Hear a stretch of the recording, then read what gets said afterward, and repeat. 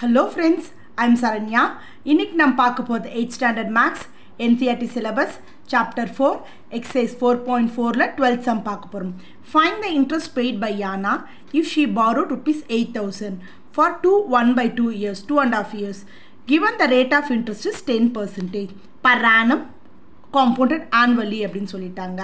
So இப்போ நம்ம இங்கே என்ன கண்டுபிடிக்கணுமோ சிஐ கண்டுபிடிக்க போகிறோம். ஓகேவா? ஸோ எப்படி கண்டுபிடிக்கலாம்? ஃபர்ஸ்ட் பிரின்சிபல் எவ்வளோ கொடுத்துருக்காங்க? 8,000. Number of years 1/2 years. Rate of years 10% per annum. ஃப்ராக்ஷனில் இருக்குது. ஸோ அப்போ நம்ம என்ன பண்ண போகிறோம்? இங்கே ஸ்ப்ளிட் பண்ண போகிறோம். எப்படின்னா 2 இயர்ஸ்க்கு அப்படியே ஃபுல்லாக வந்துடும். டைம் என்னன்றது. நெக்ஸ்ட் இந்த 1/2 என்ன பண்ண போகிறோம்? ரேட் ஆஃப் இன்ட்ரெஸ்ட்டில் ஸ்ப்ளிட் பண்ண போகிறோம்.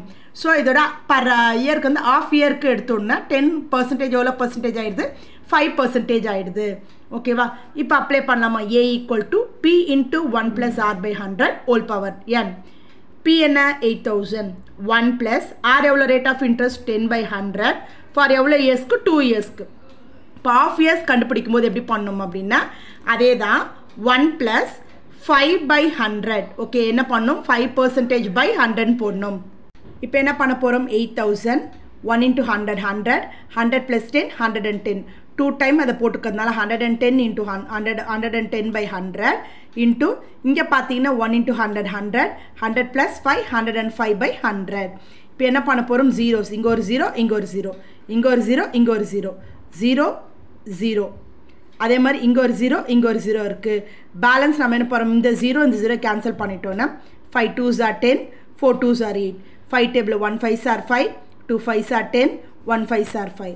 இப்போ இதை மல்டிப்ளை பண்ணும். 4 × 11 × 11 × 21 மல்டிப்ளை பண்ணால் rupees 10,164 வருது. இப்போ நம்ம என்ன கண்டுபிடிக்கணும்?